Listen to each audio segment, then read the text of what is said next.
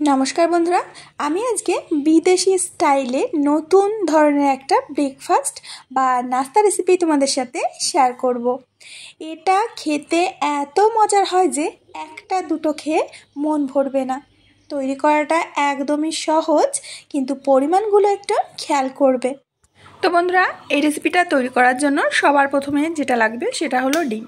আমি এখানে দুটো ডিম একটা বোলের মধ্যে ফাটিয়ে নিচ্ছি। দিয়ে দেব চিনি গুঁড়ো 4 চামচ। আমি মেপে নিয়েছি আগে থেকে। এবার ডিমের সাথে চিনিটাকে খুব ভালো করে মিশিয়ে নিতে হবে।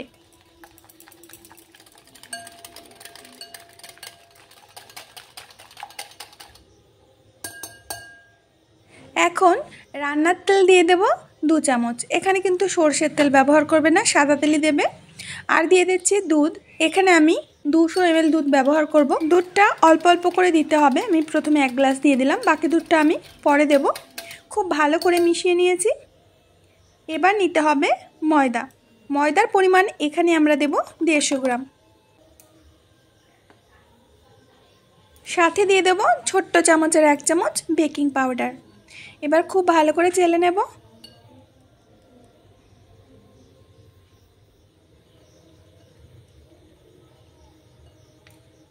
এবার একটা হ্যান্ড উইস্ক দিয়ে আমি ভালো করে মিশিয়ে একটা ব্যাটার তৈরি করে নেব। ব্যাটারের ঘনত্ব কেমন রাখতে হবে সেই দিকে একটু খেয়াল করবে। আমাদের ব্যাটারটা কিন্তু যথেষ্ট ঘন রয়েছে, এখানে আরও একটু দুধ দিয়ে দেব। টোটাল আমাদের 300 ml দুধ দিতেই হবে। তো খুব ভালো করে এখানে মিশিয়ে নিচ্ছি। আর ব্যাটারের ঘনত্বটা বন্ধুরা তোমরা নিশ্চয়ই বুঝতে পারছো। এখানে কেকের ব্যাটারের থেকে পাতলা ব্যাটার তৈরি করতে হবে। এখন এই ব্যাটারটাকে আমাদের 20 মিনিট মতো রেস্ট দিতে হবে। তো বন্ধুরা, অন্য একটা বাটির মধ্যে আমি প্রথমে দুটো ডিমকে ফাটিয়ে নেব। আর ডিম ফাটানোর ক্ষেত্রে আমি যে এত বড় অপারক সেটা তোমরা ভিডিও দেখেই বুঝতে পারছো। অন্যরা দেখি কত সুন্দর ডিম ভেঙে ফেলে, আর আমার ডিম ভাঙতে গেলেই যত সমস্যা। চিনি দিয়ে দেবো এখানে 2 চামচ। আর সাথে দিয়ে দেব ভ্যানিলা এসেন্স 1/2 চামচ। খুব ভালো করে এগুলোকে প্রথমে মিশিয়ে নিতে হবে।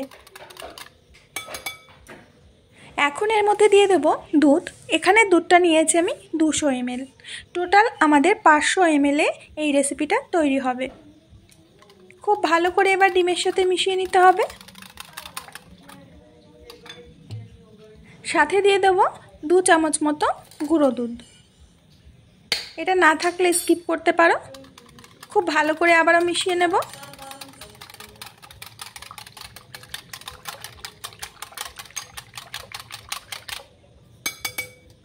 এবার কর্নফ্লোর দিয়ে দেব 2 চামচের মতো। কর্নফ্লোরটা খুব বেশি দিতে হবে না, 2 চামচ দিলেই হয়ে যাবে। যেহেতু আমরা এখানে দুটো ডিম দিয়েছি, সাথে দুধ আছে, গুঁড়ো দুধ আছে, এমনিতেও ঘন হয়ে যাবে। এখানে 2 চামচ মতো কর্নফ্লোর দিলেই হবে। আর কর্নফ্লোর যদি না থাকে তাহলে তোমরা কর্নফ্লোরের পরিবর্তে 2 চামচ সুজিও দিতে পারো। স্বাদ মতো লবণ দিয়ে দেব।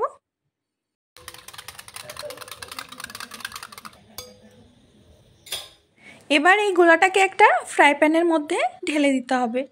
আর এই সময় গ্যাসের আঁচটাকে একদম লো টু মিডিয়ামে করে রাখবে। এবার দিয়ে দেব 1 টুকরো বাটার। বাটারের পরিবর্তে তোমরা এখানে 2 চামচ ঘিও দিতে পারো। এবার এটাকে রান্না করে নিতে হবে মিনিট 5 সময় ধরে। খুব শীঘ্রই কিন্তু এটা ঘন হতে শুরু করবে। আর তোমরা দেখতেই পাচ্ছ যে কথা বলতে বলতে এটা ঘন হয়েও গেছে। এটা কিন্তু এর থেকে বেশি ঘন করব না, আমাদের রান্না হয়ে গেছে। এখন এটাকে ঠান্ডা হতে সময় দিতে হবে। এতক্ষণে আমাদের ব্যাটারটা সেট হয়ে গেছে। আমি তোমাদের দেখিয়ে দিচ্ছি ঠিক এই ব্যাটারটা কতটা ঘনত্বের হবে। এই দেখো, কেকের ব্যাটারের থেকে কিন্তু অনেকটাই পাতলা রাখতে হবে। এবার একটা ফ্রাই প্যানের মধ্যে আমি একটু হালকা করে তেল ব্রাশ করে দিচ্ছি। তাওয়াটা খুব ভালো করে গরম করে নিয়ে 1 হাতা ব্যাটারের উপরে দিয়ে দেব। আমরা ঠিক যেমনটা প্যানকেক তৈরি করি সেইভাবে। আর এটা 1 মিনিটের মধ্যেই দেখবে যে ওপরটা শুকনো হয়ে এসেছে। দেখতেই পাচ্ছ। আমাদের রান্না করা ক্ষীরটা আমি একটা কোন প্যাকেটে ভরে নিয়েছিলাম ঠান্ডা করে। এবার এই কোন প্যাকেটের সাহায্যে আমি এইভাবে লম্বা দাগ টানার মতো করে দেব। এবার দুই পাশ থেকে এটা ভাঁজ করে দিতে হবে। ভাঁজটা ঠিক কীভাবে দেবে আমি দেখিয়ে দিচ্ছি।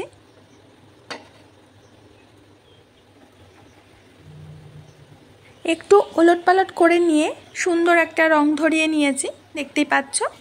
এবার তুলে নেব। এটা দেখতে কিন্তু অপূর্ব হয়েছে। তো বন্ধুরা, একইভাবে প্রত্যেকটা পিঠা আমি তৈরি করে নেব। এটাকে তোমরা পিঠাও বলতে পারো। আমরা ঠিক যেমন পাটিসাপটা পিঠা তৈরি করি ঠিক সেইভাবেই এটা তৈরি করেছি, কিন্তু পাটিসাপটা পিঠা তৈরি করতে তো আর ডিম দেওয়া লাগে না, তো এটা একটু নতুনত্ব কিছু হয়েছে। সত্যি কথা বলতে একটা বিদেশি চ্যানেলে আমি রেসিপিটা দেখেছিলাম, আর এটা দেখে আমার ভীষণ ভালো লেগেছিলো। আমার মনে হয়েছিল যে আমার বন্ধুদের সাথে আমি রেসিপিটা শেয়ার করব। আশা করি আমার বন্ধুদেরও ভীষণ ভালো লাগবে। আসলে রেসিপি দেখতে যতটা সহজ, বানাতে কিন্তু অতটা সহজ নয়। বানানোটা তখনই তোমার কাছে জলের মতো মনে হবে যখন তুমি তোমার সম্পূর্ণ মন দিয়ে কাজটা করবে। আমি এখান থেকে একটা পিঠা ভেঙে দেখাচ্ছি যে এটা কতটা সফট হয়েছে। আর এটা খেতে এতটা মজার হয়েছিল, আমার ছেলে বলছিল মা আমার দুটোতে হবে না, আমার কিন্তু 3-4টা লাগবে। তো আমার প্রিয় বন্ধুরা, আমি আজ এখানে বিদায় নেব। আবার আসবো নতুন রেসিপি নিয়ে। ততক্ষণের জন্য সবাই ভালো থেকো আর সুস্থ থেকো।